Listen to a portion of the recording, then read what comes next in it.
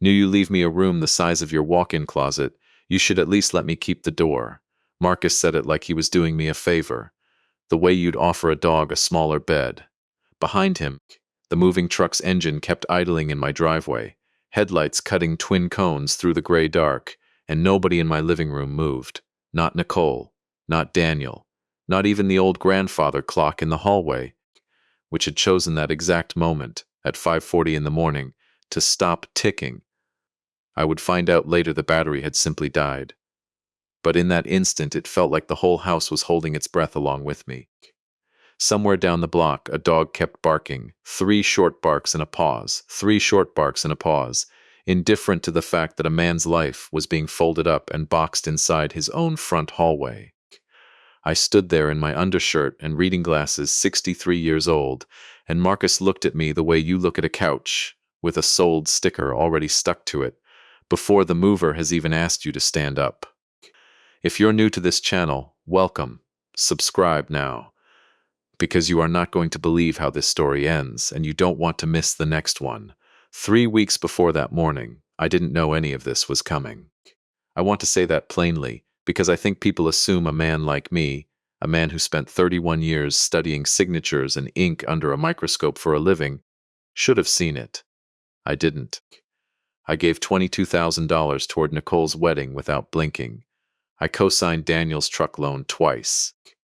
I drove Eleanor's old Buick to the shop every 6 weeks for 3 years, just so it would still start on the anniversary of her death. Because she'd loved that car, and I couldn't bear to let it die too. I say this not to make myself sound like a saint. I wasn't one, and you'll hear exactly where I failed before this story is over, but because you should understand what kind of house Marcus Webb walked into. Not an empty one. Not a house full of blind spots. A house that had already given everything it had left to give, twice, gladly, and thought that was the end of the asking. My name is Walter Hale. For 31 years, I worked as a forensic document examiner. The person a courtroom calls when somebody needs to know whether a signature is real, whether an ink line was added later, whether a rubber stamp pressed into a page actually came from the seal it claims to be. I retired 4 years ago, 2 years before Eleanor died, and since then my days had settled into something small and steady, coffee at 6. The newspaper, the real paper, not the phone.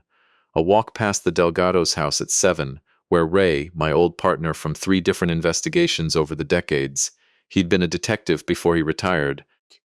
I'd been the lab man who made his cases stick, would already be on his porch with his own cup, and we'd talk about nothing for 10 minutes before I kept walking. There was one door in my house I did not open.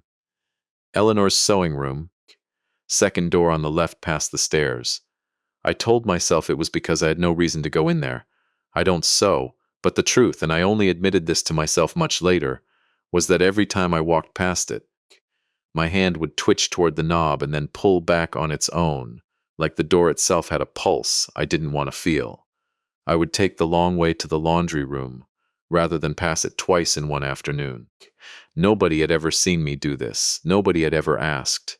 It was mine, the one soft place I kept roped off, and for 3 years I got away with pretending it wasn't there. Nicole married Marcus Webb on a Saturday in April, in a barn venue 40 minutes outside the city that cost more to rent for one evening than I'd paid for my first car.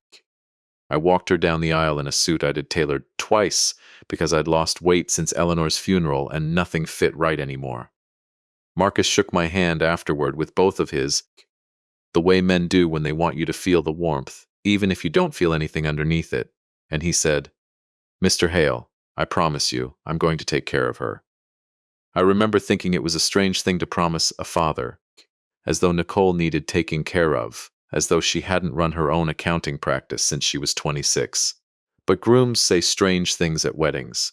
I let it go. What I didn't let go of, not really, not underneath, was the fact that I still knew almost nothing about what Marcus actually did. He called himself a real estate strategy consultant. He had a business card with a logo that looked expensive and a website with stock photography of skylines. When I asked him directly, at the rehearsal dinner, what a strategy consultant's Tuesday looked like, he laughed and said, "Mostly meetings, Walter, mostly meetings," and turned to refill Nicole's glass. I let that go too. I'd spent 3 decades learning to read the things people didn't say out loud in ink and signatures, and somehow it never occurred to me to apply the same patience to my own son-in-law's evasions. That's the first mistake I'll admit to you, and it won't be the last. 6 days after the wedding, Nicole called me on a Wednesday evening while I was rinsing a single plate in the sink, because that's what dinner looks like for one person, and told me she and Marcus wanted to come by Sunday to talk about the future. I said, of course. Made a roast. I did not know, standing in my kitchen with an oven mitt on one hand, that I was preparing the last ordinary Sunday dinner I would have in that house for a long time. They arrived at 4. Marcus had a leather folder under his arm, the kind that zips closed on 3 sides, and he set it on the coffee table before he'd even sat down, which struck me as odd in a way I couldn't name yet. Daniel came too, unannounced, which was unusual. My son and I loved each other but saw each other maybe once a month, both of us too stubborn to call first. He sat on the far end of the couch with his hands jammed between his knees and didn't meet my eyes when I said hello, and I remember thinking he looked tired, thinner than the last time, but I chalked it up to his job. The long shifts at the warehouse he'd been complaining about for a year. Marcus opened the folder. Not right away. First he talked about the market, about opportunity windows, about how a house this size, 4 bedrooms on a corner lot in this school district, was sitting on equity that was, in his words, doing nothing for anybody. I sat with my hands around my coffee mug and listened, and somewhere in the second minute of it I understood, with the particular cold clarity you get when a fact finally organizes itself in your chest, that my son-in-law was not here to talk about my future. He was here to talk me out of my house. We think, Marcus said, and I noticed the word we, and I noticed Nicole did not correct it, that it makes sense for you to start looking at something more manageable. A condo, maybe, or Meadowbrook. It's a wonderful community. Walter, real seniors, real activities, and it would free up so much of the equity here for all of us to actually use. He said all of us the way a man says something he's rehearsed, smooth on the surface, with a seam underneath if you knew where to look for it. And I did, because finding the seam in something smooth was the entire craft I'd built my life on. This is my house, I said. I built the deck with my own hands the summer Nicole turned 9. Her height marks are still on the pantry door frame. I'm not selling it to free up equity for anybody. Marcus's face didn't change much. That was the first real thing I noticed about him that night. How little his face moved when he didn't get what he expected, as though he'd trained the muscles out of surprise a long time ago. Nobody's asking you to sell it tonight, he said. We just wanted to start the conversation. Sooner is easier than later, that's all. You'll want to have your affairs in order eventually, and it's so much cleaner to do it while you're... He paused for exactly 1 beat, choosing the word sharp. I want you to sit with that word for a second, because I did. Sharp. As though there were a clock running on my mind that only he could see the hands of. I looked at Nicole, waiting for her to say something, to push back even a little, and she looked down at her wedding ring and said quietly, Dad, we just love you, and we worry. Daniel said nothing at all. He stared at a spot on the carpet like it owed him money. I told them I needed time to think, which was a lie. I had already decided, sitting right there, that I was not moving anywhere. But 31 years in a courtroom teaches you that the smartest thing you can do when someone shows you their hand too early is not to show them yours. Marcus zipped the folder closed with a small, satisfied click, like he'd expected exactly this much resistance and had already budgeted for it. Of course, he said, no rush. We just want to make sure everything's handled properly, for your protection as much as ours. For your protection. I turned that phrase over for days afterward, the way you turn over a coin looking for the mint mark that tells you where it was made. They left around 6. Nicole hugged me at the door longer than usual, and I felt her shoulders shake once, just once, like she was holding something in, and I told myself it was nothing, that weddings and new marriages made everyone emotional, that I was an old man reading tea leaves in his own daughter's hug. I have thought about that hug more times than I can count since then, and I still don't fully know what was in it. Grief, maybe, or an apology she didn't have the words for yet. I didn't sleep much that night. Around 11, I finally did the thing I'd been avoiding since they left. I walked past Eleanor's sewing room, and for the first time in 3 years, I opened the door. It still smelled faintly of her, or I told myself it did. Cedar and the particular clean smell of the fabric she used to keep folded in stacks on the shelf. Her old sewing machine sat under a cloth cover, dust on the cover itself. On the small desk in the corner, there was a wooden box, the one Daniel had made her in high school shop class, uneven joints and all, and inside it I found what I hadn't known I was looking for.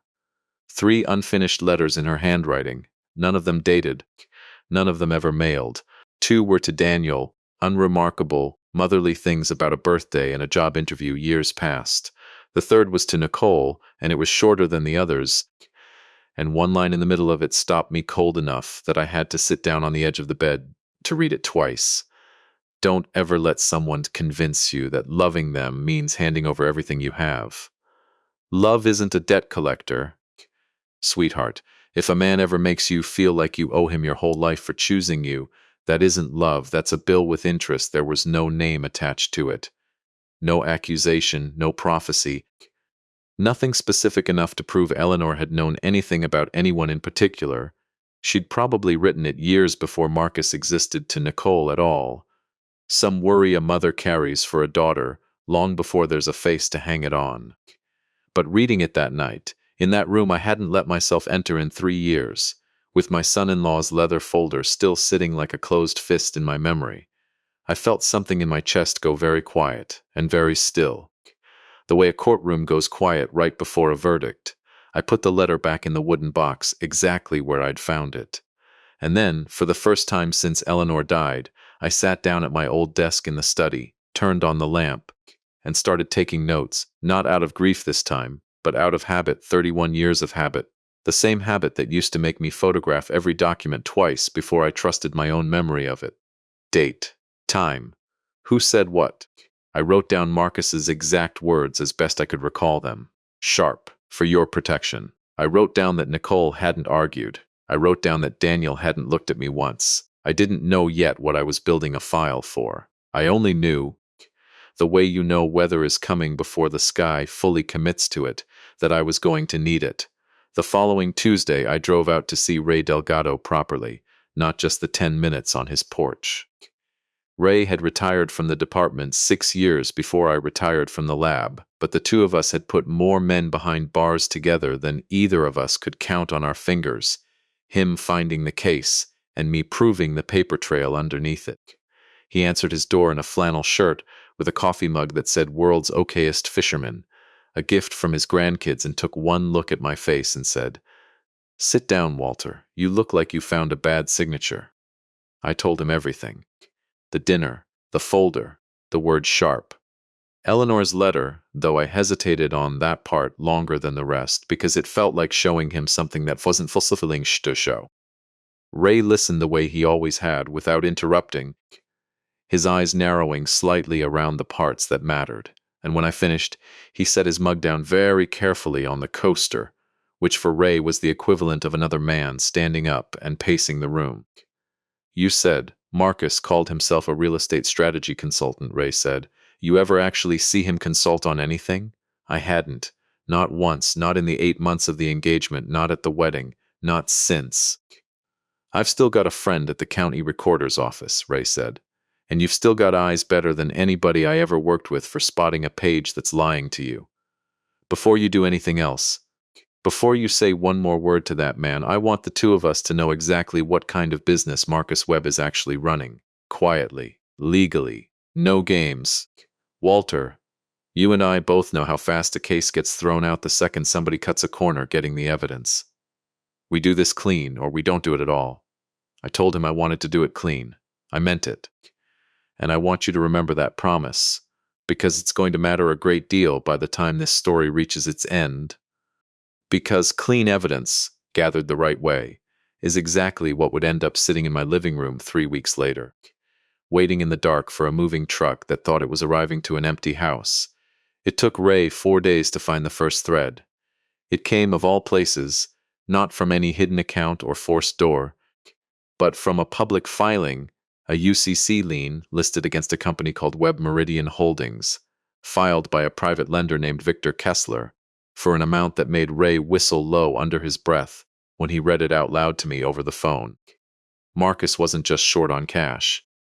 Marcus owed someone a great deal of money, and the collateral pledged against that debt, according to the filing, was future proceeds from real estate transactions Webb Meridian Holdings had not yet completed.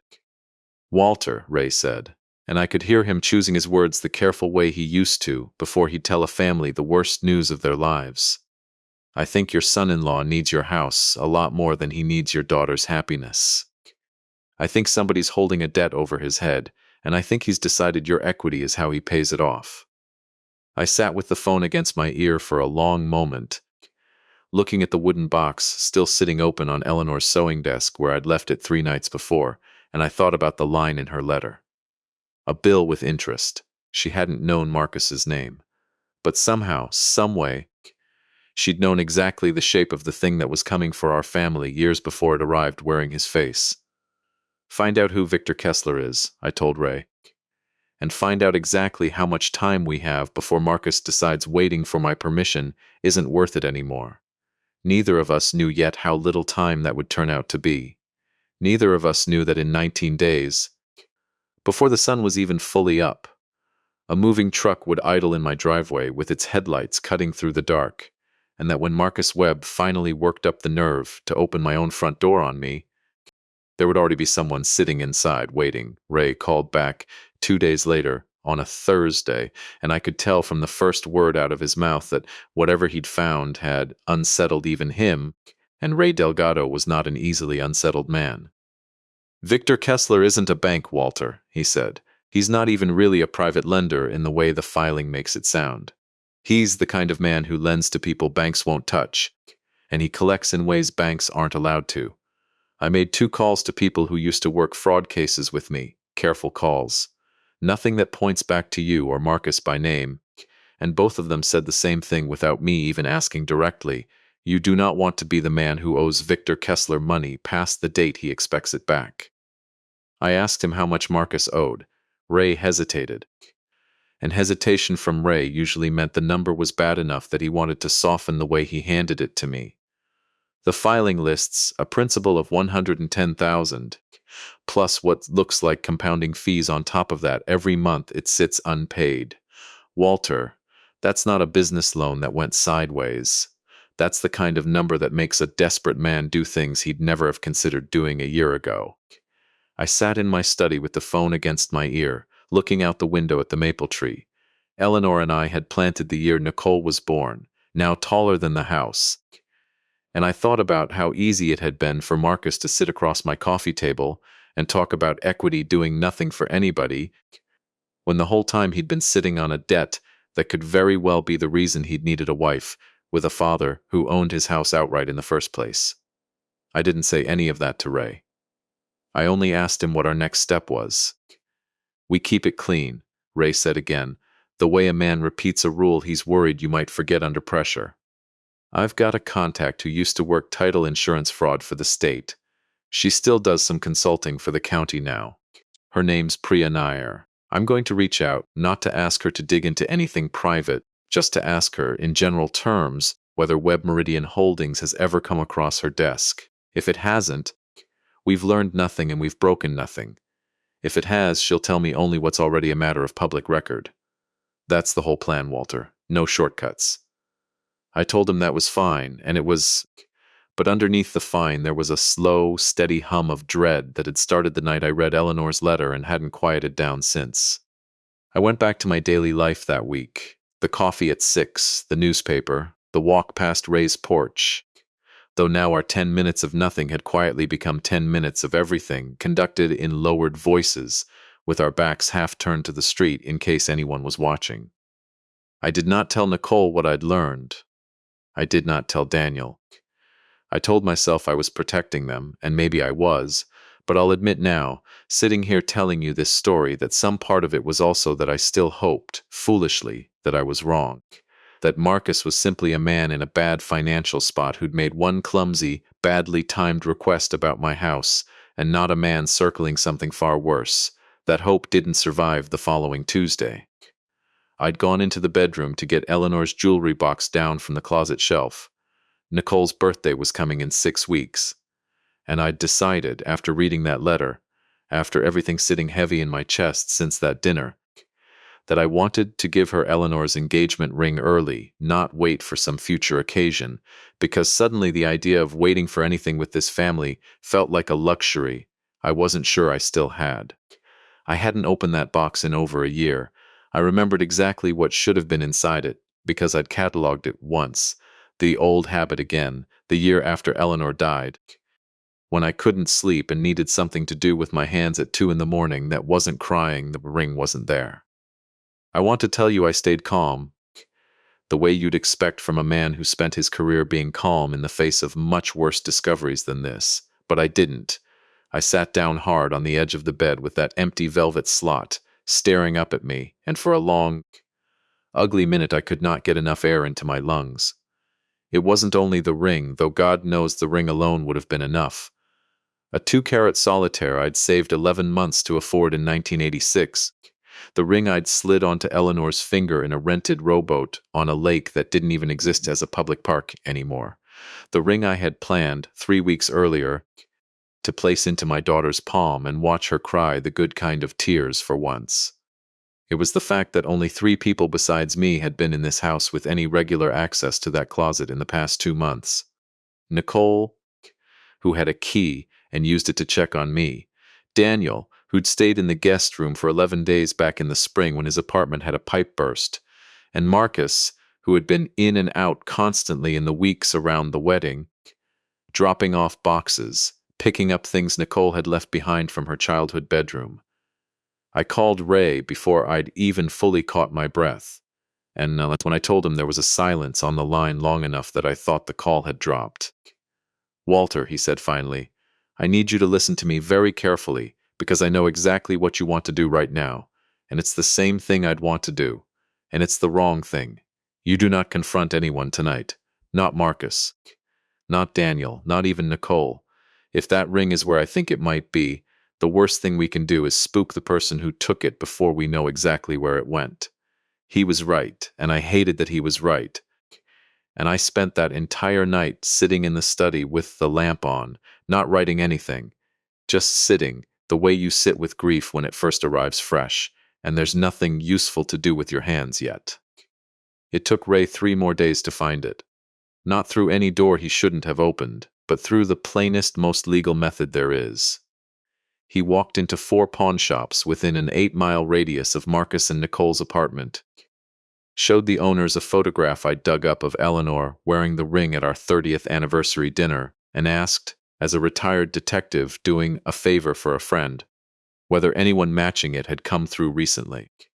The 3rd shop remembered it clearly. A 2-carat solitaire, sold outright rather than pawned, 6 weeks earlier, for $1,100, roughly a tenth of what it was actually worth, by a man who'd shown a driver's license that matched a photograph Ray had also brought along on his phone, just in case, Marcus Webb. The shop had already resold it. Whoever had it now, some stranger who'd walked in off the street looking for an engagement ring at a discount, would never know they were wearing 39 years of my life on their hand, and there was no legal way, none, to get it back. I want to be honest with you about what that did to me, because I think it matters more than any of the paperwork that came later. The house I could fight for. The forged documents, if that's what we eventually found, could be exposed and unwound by people whose entire job was exposing exactly that kind of fraud. But the ring was gone in a way nothing else in this story could ever quite be undone. 6 weeks before he'd sat at my table and used the word sharp like a scalpel, Marcus Webb had already been in my house, alone, deciding that $1,100 of my dead wife's memory was worth more to him than whatever was left of his conscience. That was the moment, more than any folder, or filing, or lien. That told me exactly what kind of man I was dealing with. Daniel came to see me on his own, unannounced, 4 days after Ray found the pawn shop, though he didn't know yet what we'd learned about the ring. I hadn't told him, hadn't told anyone but Ray. He showed up around 8 in the evening, still in his warehouse uniform, and he stood in my kitchen doorway with his hands in his pockets and a look on his face I hadn't seen since he was 17 and had wrecked my truck 2 weeks after getting his license. The exact particular look of a man about to confess something he's been carrying too long alone. "Dad," he said, "I need to tell you something, and I need you to let me finish before you say anything." I put the kettle on, mostly to give my hands something to do, and I sat down across from him at the table and let him finish. He told me about the gambling, not sports betting on his phone the way I'd half assumed if I'd assumed anything at all, but online poker, real money, the kind of thing that starts as $20 on a slow Tuesday and becomes over 18 months, a hole he genuinely didn't know how to describe the depth of. He told me he owed almost $14,000, some of it to legitimate sites, some of it to a man he'd met through a coworker who lent money the way people used to lend money before there were rules about it. He told me that Marcus had found out.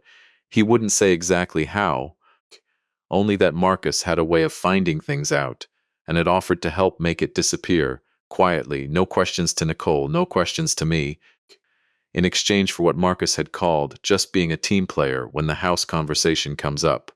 He never told me to lie, Daniel said, and his voice cracked on the word, lie, in a way that told me he already knew that distinction wasn't going to save him from how this looked. He just told me not to say anything, not to push back. Just be quiet at dinner and let him handle the talking. He looked up at me then, and his eyes were wet, and he said the thing I think he'd actually come over to say, underneath all the rest of it. I sat on that couch and let him talk about putting you in Meadowbrook, and I didn't say one word, because I was scared if I did he'd stop covering for me, and Sal Renner would come find me at work. Dad, I'm so sorry. I'm so sorry. I did not say anything for a long moment, because I needed that moment, and Daniel let me have it.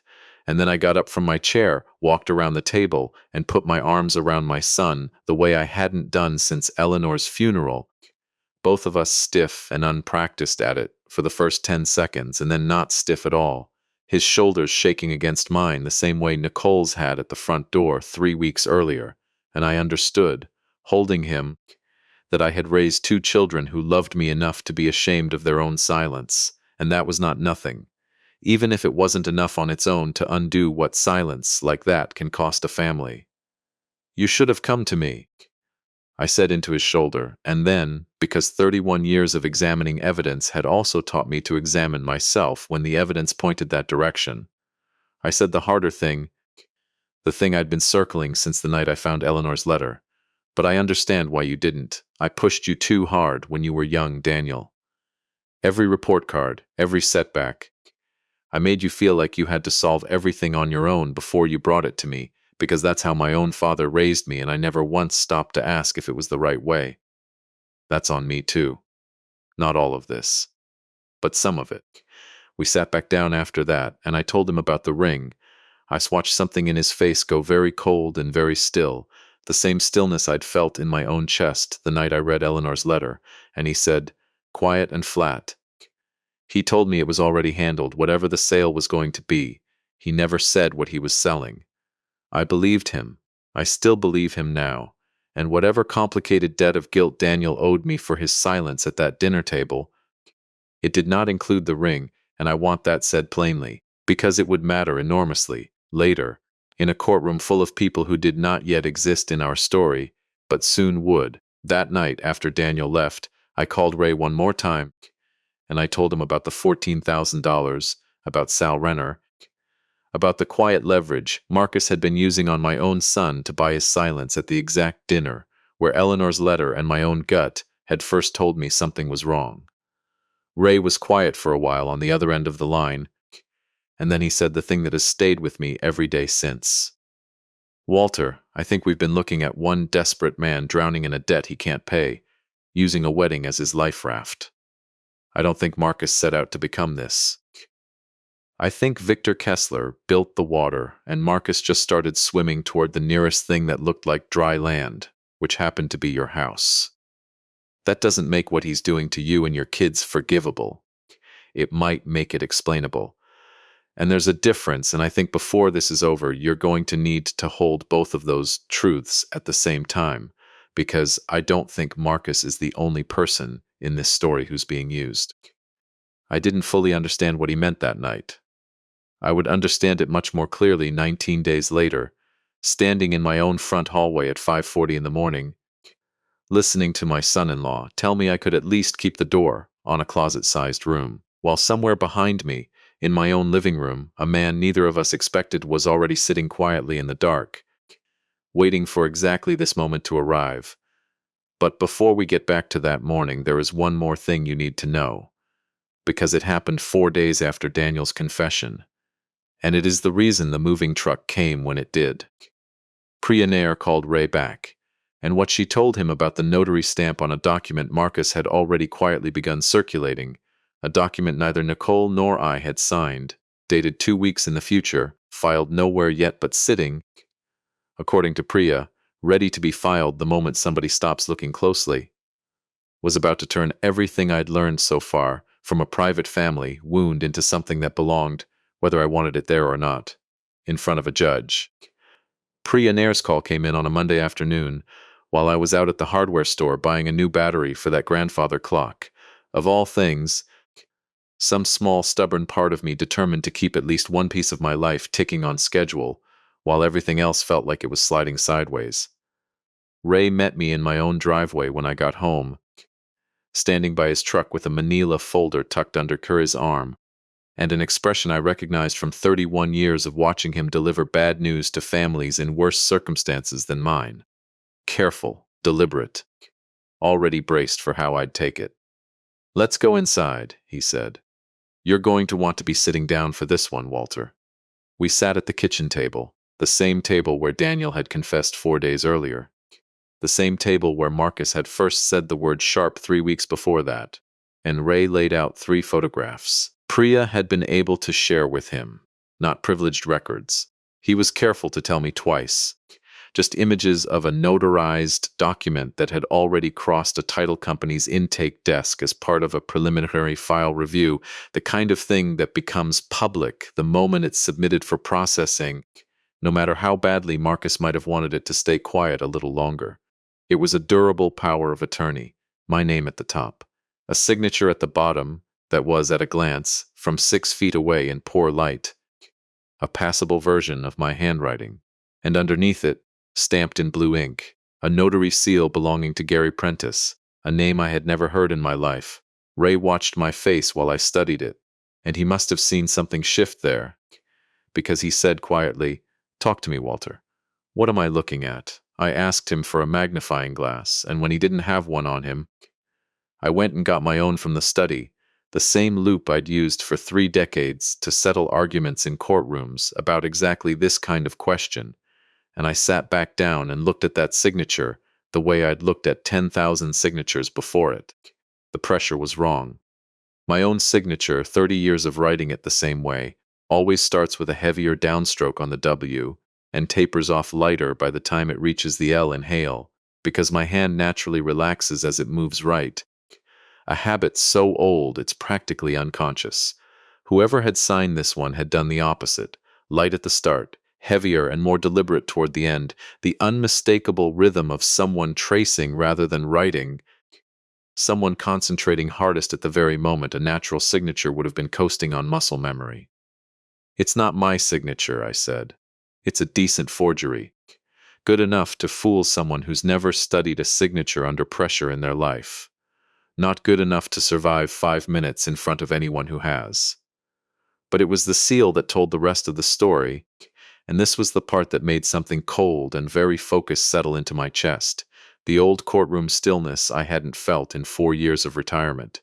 Notary seals aren't just ink, they're struck from a physical die, and dies wear, and manufacturers update their tooling, and when a notary's commission renews, the state issues updated seal specifications that change small, specific details most people would never think to look for. I recognized this particular seal pattern because I had, in a case 11 years earlier, examined nearly identical seals belonging to 2 different notaries, and had to explain to a jury exactly why one was genuine and one wasn't. The seal on this document had a border pattern. The state had officially retired from new notary commissions almost 2 years earlier, Gary Prentice's current, active commission. A matter of public record. Easy enough for Ray to check that same afternoon. Use the updated border pattern. This seal, on a document supposedly executed and notarized recently, was stamped with a die that shouldn't have existed in Gary Prentice's office anymore at all. Someone's using an old stamp, I said. Either Prentice never updated his equipment and is committing a technical violation he doesn't even realize matters, or somebody has an old die of his lying around and is using it without him in the room at all. Either way, Ray, this document is fraudulent on its face, and I can prove it to a jury in about 4 minutes with nothing but a photograph and a ruler. Ray sat back in his chair and let out a long breath. There's more, he said, and slid a second photograph across the table. A quitclaim deed. My address, my legal description of the property, a transfer of ownership to an entity called Web Meridian Holdings, dated 2 weeks in the future, unsigned, unfiled, sitting ready. Priya says documents like this sometimes get pre-drafted and pre-notarized in blank or near blank form, then the date and final details get filled in right before filing, so the whole transaction looks like it happened in a single clean sweep instead of the mess it actually was. If that's what this is, Walter, it means Marcus isn't planning to ask you again. He's planning to have this filed with a signature already prepared, whether it's genuinely yours or not, and count on the fact that most homeowners never think to check whether a deed transfer went through until months after it already has. I thought about the word sharp again, the way Marcus had used it at that dinner table, like he was already counting down a clock only he could see. I understood now what the clock had actually been. Not my age, not my mind. A filing deadline tied to whatever payment schedule Victor Kessler had set for the $110,000, compounding against my son-in-law every single month. It sat unpaid. We need to file a complaint with the State Notary Regulatory Board, I said, and I heard my own voice come out steadier than I felt, the old professional register settling over me like a coat I hadn't worn in years, but still fit fine. Not the police, not yet. The board has authority to open an investigation into Gary Prentice's seal usage on its own, and that gives us a lawful, documented, on-the-record trail that doesn't depend on you or me proving anything ourselves. Let the system that's built to catch exactly this kind of thing start doing its job. We stay one careful step behind it the whole way. Ray nodded slowly, and I could see him running the same calculation I was, that doing this the right way would be slower and quieter and would leave us exposed for longer than either of us wanted to be, but that doing it any other way would hand Marcus's lawyer, whoever that turned out to be, exactly the kind of technicality that could unravel everything we'd built so carefully. We filed the complaint the next morning. Priya, working entirely within what her role allowed, flagged the pre-filed deed for a routine compliance hold at the title company. Not an accusation, just a delay. The kind of administrative pause that happens for a dozen boring reasons every single week and draws no attention at all. It bought us time. We didn't know yet how much. What we didn't account for, what none of us could have accounted for, was that Marcus, sensing something in Nicole's silences, or perhaps simply running low on patience, with a debt that didn't care about anyone's timeline but Victor Kessler's, decided he wasn't going to wait for a signature that might never come easily. He decided instead to simply move me. Nicole called me on a Thursday night, her voice thin and strange in a way I hadn't heard from her since she was a teenager caught in a lie she didn't have the stomach for. "Dad," she said, "Marcus wants to come by early Saturday morning. He says there's a transitional care coordinator," he called her, "who's going to help assess whether Meadowbrook is a good fit. And he's already talked to a moving company about bringing some boxes, just in case, just to make the process less overwhelming for you. Dad, I don't know why it has to be so early. I don't know why any of this is happening so fast." I could hear, underneath the words, a woman who had spent 3 weeks being told a story by her husband and was only now, too late by her own account, starting to feel the seams in it. I did not tell her everything, not that night. I only told her that I loved her, that I would be ready for Saturday, and that whatever happened, she should know I had never once, not for a single day since she was born, stopped being proud of her. I called Ray the moment I hung up. "He's coming Saturday morning," I said. Early. With a moving truck and someone he's calling a coordinator, and I think we both know exactly what that's actually going to be, a witness he's bringing along to make an unauthorized, coerced move look voluntary and orderly on paper, in case anyone ever asks questions later. There was a silence on the line, and then Ray said, in the voice I remembered from 3 decades of watching him build a case, calm and absolutely certain. Then Saturday morning, Walter. Somebody's going to be sitting in your living room when he opens that door. Somebody who's already spoken to the notary board investigator by phone, who's already got the pawn shop paperwork, who's already got Priya's compliance hold documented in writing, and who is not, under any circumstances, going anywhere your son-in-law tells him to go. I asked him who he had in mind. Me, Ray said. Unless you'd rather it be somebody with a badge. Because, Walter, I think it's time we called Detective Renata Cole. I hadn't heard that name before that night. I would come to know it very well in the weeks that followed, well enough to sit across from her in a courtroom hallway months later and thank her for believing, on nothing more than a retired detective's phone call and a folder full of careful, lawful documentation, that an old man's suspicions about his own son-in-law were worth taking seriously, before it was too late instead of after. Detective Cole came to my house Friday evening, the night before the moving truck was scheduled to arrive, and she sat at my kitchen table with the same folder Ray had shown me days earlier, going through every page with the unhurried thoroughness of someone who had clearly seen a great many families destroyed by exactly this kind of quiet, patient, well-dressed theft, and had run out of patience for letting it happen slowly. Mr. Hale, she said when she'd finished, I want to be straight with you about what tomorrow can and can't be. We are not going to arrest anyone at your front door at 6 in the morning. What we can do, what I'd like to do, if you're willing, is have someone lawfully present in your home tomorrow when Marcus arrives. Someone who can document on the record exactly what he says and does, exactly what he asks you to sign, exactly how he attempts to move forward with a transfer or a placement you have not agreed to. That documentation, combined with what we already have from the notary board complaint and the pawn shop, is what turns this from a family dispute into a case my department can actually build. Who's going to be sitting in my living room at 6 in the morning? I asked. Detective Cole looked at Ray, and something passed between them. The particular understanding of 2 people who'd built careers on the same instincts, even if they'd never worked together before this week. With your permission, she said, I'd like it to be both of us. Ray, because he's already someone Marcus knows and might underestimate, and me, because I think there's real value in your son-in-law learning, the moment he steps through that door, exactly how far past a family disagreement this has already gone. I thought about the wooden box in Eleanor's sewing room still sitting open on her desk where I'd left it 3 weeks earlier. I thought about the empty velvet slot in her jewelry box, and the stranger somewhere in this city wearing 39 years of my life on a hand that would never know its history. I thought about Daniel's shoulders shaking against mine in this same kitchen, and Nicole's thin, frightened voice on the phone 2 nights before, a woman starting finally to see the seam in the smooth thing she'd married. Yes, I told Detective Cole, let them come. Let Marcus open that door thinking he's walking into an empty house he already owns in every way that matters to him. I want to be standing right there when he finds out he doesn't. That night I slept for maybe 3 hours, and I woke at 5, well before my alarm, well before the sky had done anything but soften from black to the deep bruised blue that comes right before dawn. I made coffee.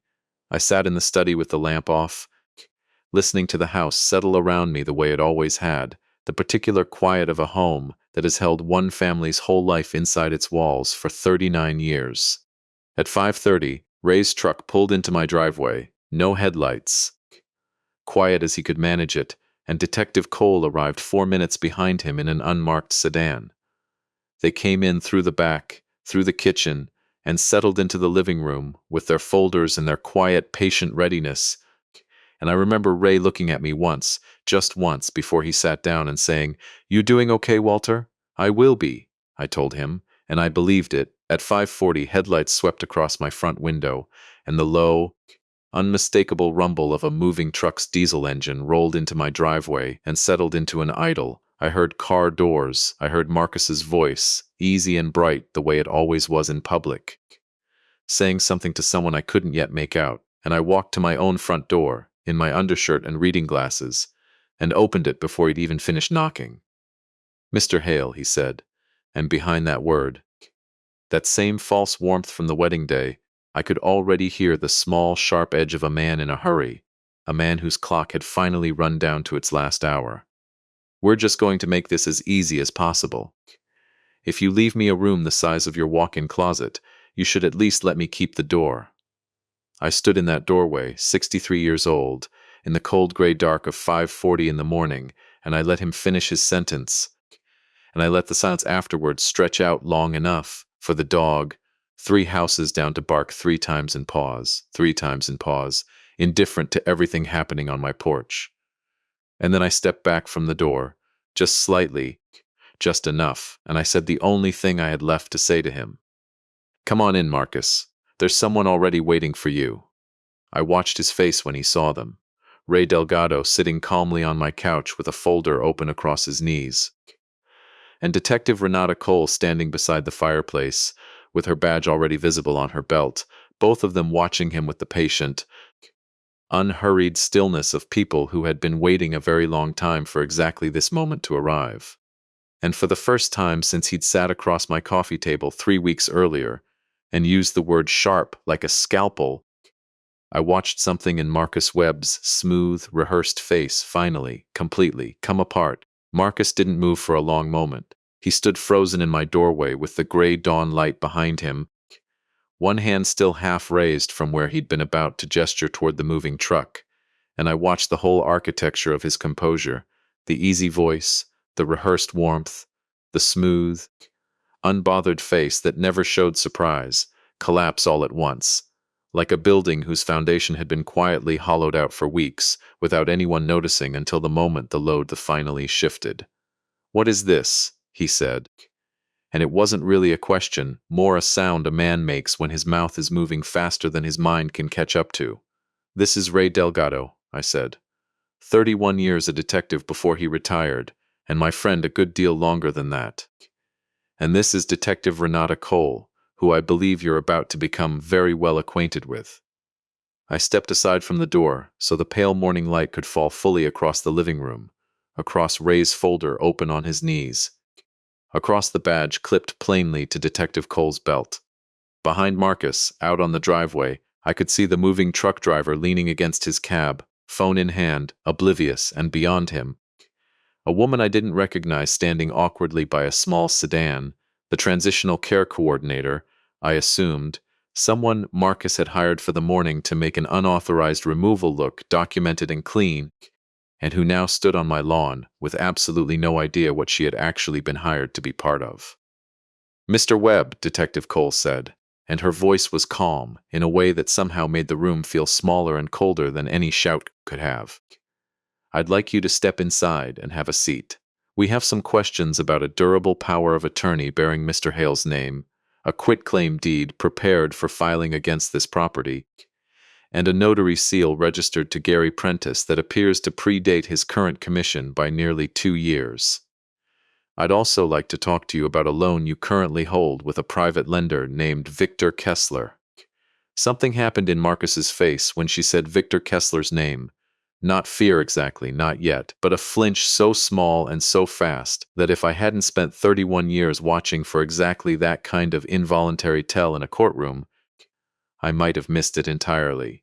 He recovered almost instantly, reached for the easy voice again, the one that had shaken my hand with both of his at the wedding, and promised to take care of my daughter. "This is a misunderstanding," he said. "I don't know what Walters told you, but he's been under a lot of stress since Eleanor passed, and sometimes he gets confused about—" "Don't," I said, and I said it quietly. But something in my own voice must have carried more weight than I expected, because he actually stopped. "Don't you dare use my wife to explain away what you did in this house. You want to talk about confusion, Marcus? Let's talk about a signature on a power of attorney that doesn't match 30 years of my handwriting. Let's talk about a notary seal that's 2 years out of date being used on a document meant to look current. Let's talk about a 2-carat engagement ring I saved 11 months to buy in 1986, sold for $1,100 at a pawn shop 6 weeks ago by a man matching your driver's license photo. You want to talk about who's confused in this house? We can absolutely have that conversation. Marcus's jaw worked once, twice, and I watched him do the fast, desperate math of a man realizing every door he thought was still open had already quietly closed behind him days or weeks earlier, without his noticing. "You don't understand what kind of pressure I'm under," he said, and his voice cracked on the word pressure in a way that, God help me, sounded almost human for the first time since I'd met him. Kessler doesn't give extensions, he doesn't negotiate. I had 6 weeks to come up with money I don't have. He stopped himself, visibly, the old instinct to control the narrative fighting against something rawer underneath it. And for just a moment I saw exactly what Ray had described to me on the phone weeks earlier. Not a monster who'd set out to destroy an old man's life for sport, but a drowning man who'd decided, at some point in the last several months, that the fastest way to shore was over the top of his own wife's family. "You could have told us," Nicole's voice said from the front doorway, and every head in the room turned. I hadn't heard the car pull up. Nicole stood in the doorway in a coat thrown on over pajamas, her hair still tangled from sleep, her face white and stricken in a way that told me she'd left the apartment the moment Marcus had. Following some instinct she hadn't fully named to herself yet, and had arrived just in time to hear her husband admit, in front of a detective, that he'd known for weeks he had no honest way to pay off a debt that had nothing to do with her father at all. "Nicole," Marcus started, and there was real pleading in it now, the mask fully down. "I was trying to protect you from all of it. I was trying to fix this before you ever had to. By selling my mother's ring." Nicole's voice came out sharp and shaking at the same time, and I watched my daughter, for the first time since this entire nightmare began 3 weeks earlier, stop looking down at her wedding ring and instead look directly, fully unflinchingly at the man wearing it beside her. "By forging my father's signature, Marcus, I sat on that couch and let you talk about equity in Meadow Brook, and I told myself you loved him, that you were just being practical, that I was the crazy one for feeling sick about it. And this whole time you were."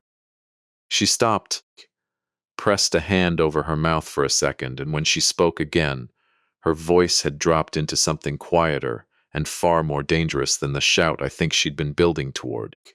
"You used my father's grief for my mother to steal from him. You used my brother's debt to keep him quiet. What else did you use, Marcus? Tell me right now, in front of everyone in this room, what else?" I want to tell you that I felt some triumphant satisfaction in that moment, watching my daughter finally see clearly what had been standing beside her at the altar 6 weeks earlier. I didn't. I felt only a deep, aching grief for her. The particular grief of watching someone you love have the ground taken out from under an entire chapter of her life she'd believed in completely. Detective Cole must have seen something similar on my face, because she stepped forward then, gently but firmly redirecting the room, the way I imagined she'd learned to do across 100 kitchen tables just like mine. "Mr. Webb," she said, "I'm going to need you to come down to the station with me this morning to answer some questions. You are not under arrest at this time, but I want to be very clear that this investigation is now active, and it involves multiple jurisdictions given Mr. Kessler's lending activity. You have the right to have an attorney present for anything further you'd like to say." Marcus looked, for one long moment, like a man calculating whether there was still a version of this morning where he talked his way out through the front door and drove away in the moving truck he'd rented, and then something in him seemed to simply give out, the same way a load-bearing wall finally gives out after weeks of quiet, invisible stress. He sat down on the arm of my couch, put his face in his hands, and didn't say anything else at all. They didn't arrest him that morning, exactly as Detective Cole had told me they wouldn't, but the investigation she opened that day moved faster than any of us expected, because it turned out Marcus Webb was not, as I'd assumed, a single desperate man who'd made one terrible decision under pressure. He was the third link in a chain that led, within 11 days, to Gary Prentice's actual office. Not a corrupt man himself, as it turned out, but a notary whose retired seal die had been stolen from an unlocked file drawer 8 months earlier by an employee who'd since quit, and who, under questioning, admitted he'd sold it to a man matching Victor Kessler's description for $400. No questions asked. The same way he'd apparently sold two others over the years, to different desperate men in different cities, each of them convinced they'd found a shortcut nobody would ever trace back far enough to matter. Gary Prentice, when Detective Cole finally interviewed him, wept in his own office and said he'd had no idea his old, decommissioned seal was still circulating anywhere in the world, and I believed him completely, because I'd seen enough real fraud and enough real innocence over 31 years to know the difference in a man's face. And his was the second, not the first. Victor Kessler was harder to reach. He didn't lend money through channels that left the kind of clean paper trail Ray and Priya had been able to find on Marcus, and it would be another 2 months before a joint investigation between Detective Cole's department and a state financial crimes unit finally connected him to 4 other men in 3 different cities, each of them married into families with an aging, asset-holding parent. Each of them steered, patiently and deliberately, toward exactly the kind of scheme Marcus had attempted against me. Ray had been right that night on the phone weeks earlier, more right than either of us understood at the time. Marcus hadn't built the water he was drowning in. Victor Kessler had built it, carefully, over years, and had simply waited for men desperate enough to swim toward whatever shore he pointed them at. It didn't make what Marcus did to me forgivable. It made it, as Ray had said, explainable, and I have carried both of those truths in the same hand ever since. The way you carry 2 stones of very different weight. The house stayed mine. That part, at least, resolved cleanly and quickly once the forged power of attorney was formally flagged by the notary board and the pre-filed deed was voided by the title company on the basis of Priya's compliance hold. I never once had to fight in court to keep what was already, legally, entirely mine, because nothing Marcus had prepared had ever actually been valid in the first place. But the ring stayed gone, and there was nothing anyone, not Detective Cole, not the pawn shop, not any court in the state, could do to bring back the particular 2-carat solitaire I'd slid onto Eleanor's finger in a rowboat on a lake that didn't exist as a park anymore. I want you to sit with that for a moment, the way I've had to sit with it since. Some thefts you can undo, some you can only survive. The following 6 weeks were quiet in the particular exhausted way that follows any storm. Nicole filed for a legal separation before the month was out and moved back into her old childhood bedroom, for a while, the height marks still on the pantry door frame from when she was 9, and some evenings I would come downstairs and find her sitting at the kitchen table with a cup of tea gone cold in front of her, staring at nothing. And I would sit with her without saying anything at all, because some grief doesn't need words from anybody else in the room. Daniel started seeing a counselor about the gambling, on his own, without my asking, and he paid off the debt to Sal Renner in installments. I helped him structure, but did not simply erase. Because some lessons, even the ones that break your heart to watch your own child learn the hard way, are ones a person has to walk through rather than be carried over. It was Nicole's idea, in the end, to gather everyone at the house on the 3rd anniversary of Eleanor's death, the way we usually did, quietly, just the family. Except this year she wanted to open it up. Ray and his wife, a few of Eleanor's old friends from the church choir she'd sung in for 20 years, some of my own former colleagues from the crime lab who'd known Eleanor at every retirement party and holiday gathering for 3 decades. She deserves more than just the 3 of us sitting around being sad, Nicole said, and I agreed, though I don't think either of us fully understood yet what that gathering was going to end up meaning. We held it in the backyard, under the maple tree Eleanor and I had planted the year Nicole was born, now taller than the house. Nicole's daughter, Sophie, 7 years old, spent most of the afternoon running between the folding chairs with a paper plate of cookies, until at some point, without any warning, she climbed up into my lap during a quiet moment and asked, in the direct, unguarded way only a 7-year-old can manage, Grandpa, why did Uncle Marcus want your house so bad if he already had a house? The whole gathering went quiet around us. The particular quiet of adults who have been carefully avoiding a subject all afternoon, suddenly confronted with it head on by someone too young to know better than to ask.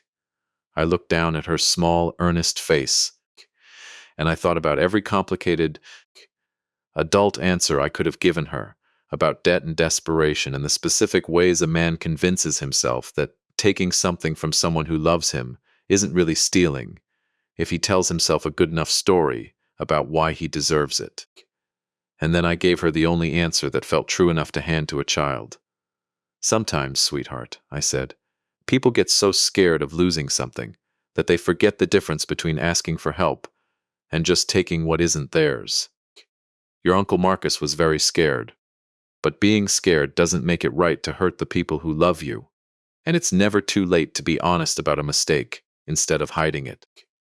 Sophie considered this with the total seriousness only children bring to questions adults have long since learned to dodge, and then she said, I think you should get a lock nobody can pick, and climbed back down to go find another cookie.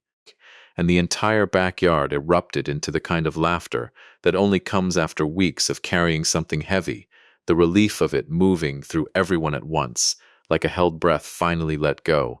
It was in that same laughter, that same loosened moment, that I found myself standing to say something I hadn't planned to say at all. I want to tell you it was a speech, prepared and eloquent, but it wasn't. I stood up because Ray caught my eye across the yard and gave me a small nod, the kind two old partners give each other when they both know it's time, and I found myself walking to the small table where we'd set out a photograph of Eleanor from our 30th anniversary, the same photograph Ray had used at the pawn shop, and I picked up the wooden box Daniel had made her in high school shop class, the one that had sat closed on her sewing desk for 3 years and opened for the 6 weeks since. I found something of your mother's a few weeks ago, I said to Nicole, and my voice didn't stay as steady as I wanted it to, that I think she'd want you to hear now more than any other time I could have given it to you. I read Eleanor's letter aloud, right there under the maple tree, in front of Ray and his wife and the choir friends and my old colleagues and my own 2 children. Don't ever let someone convince you that loving them means handing over everything you have. Love isn't a debt collector, sweetheart. If a man ever makes you feel like you owe him your whole life for choosing you, that isn't love. That's a bill with interest. I watched Nicole's hand come up to cover her mouth, the same way it had in my living room weeks earlier, and I watched her cry the way I think she'd needed to cry. Since the morning, the moving truck idled in my driveway, not the careful, contained tears of a woman trying to hold a family together, but the full, unguarded grief of a daughter finally allowed to fall apart in front of people who loved her enough to catch her. And then something happened that I did not expect and could not have arranged if I'd tried. One by one, without anyone asking them to, without a word of prompting, the choir friends who'd sung beside Eleanor every Sunday for 2 decades rose from their folding chairs and came to stand near her, not speaking, not making a scene of it, just standing quiet and present, the way people who have loved someone for a long time know how to stand beside her family without needing to say anything at all. My old colleagues from the lab did the same, men and women who'd worked alongside me for 31 years and had never once been asked to show up for anything more than a retirement party, standing now in a loose, silent half circle under that maple tree because some things don't require an invitation, only a reason, and grief, real grief, honestly carried, has always been reason enough. I looked around that backyard, at Nicole, finally letting herself be held by people who'd loved her mother before she was even born. At Daniel, standing a little apart with his hands in his pockets the way he always stood when he was working up the nerve to say something. At Ray, who caught my eye one more time and gave me the smallest, steadiest nod, the same nod he'd given me the morning we walked into a courtroom together for the first case we'd ever built side by side, and I understood, standing there with Eleanor's letter still open in my hands, that this was the second ending to this story, quieter than the moment Marcus's face had come apart in my doorway, but no less important. This was the part where a family, badly wounded but not broken, finally stopped defending itself and simply let itself grieve together out loud in the daylight, under a tree that had been growing taller than our house since the year our daughter was born. Daniel stepped forward before the afternoon fully closed, and he said, quiet enough that only the closest few of us heard it, "Dad, I want to say something too, if that's okay." I nodded, and he looked at Nicole and then at me, and he said the thing I think he'd been carrying since the night he confessed the gambling debt at my kitchen table. I let Marcus use my silence to hurt you, Dad. I know I didn't take the ring. I know that's not on me. But I sat on that couch and I said nothing while he talked about putting you somewhere, and that's on me forever, no matter how scared I was. I'm not going to be quiet like that again, not for anybody. I told him I forgave him, because I did, fully without reservation, the way you forgive the people who love you enough to be ashamed of their own worst moments. And I told him, too, the thing I'd been carrying since the night Eleanor's letter first stopped me cold in that sewing room, that I had my own silences to answer for, my own years of pushing him towards solving everything alone, instead of teaching him it was safe to come to me first, and that if we were going to be a family that didn't repeat this kind of harm, it would take both of us learning to speak sooner, not just him. 3 months later, I sat in the back row of a courtroom I knew well from the other side of 31 years of testimony, and I watched Marcus Webb plead guilty to forgery and attempted fraud in connection with the power of attorney and the pre-filed deed. His cooperation against Victor Kessler's wider network, 4 other men, 3 other cities, the same patient cruelty repeated over and over on families who'd trusted the wrong smile at the wrong wedding, reduced his sentence from what it might otherwise have been, though it did not erase it. Gary Prentice was formally cleared of any wrongdoing once the stolen seal die was traced back through the employee who'd sold it, and the state notary board used the case, at Detective Cole's suggestion, to tighten its seals disposal requirements statewide, which meant that whatever else came of that terrible morning in my driveway, it left the world slightly harder for the next Marcus Webb to do the same thing to the next unsuspecting father.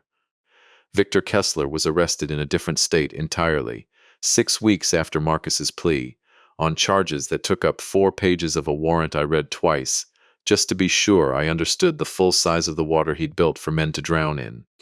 Nicole finalized her divorce that spring.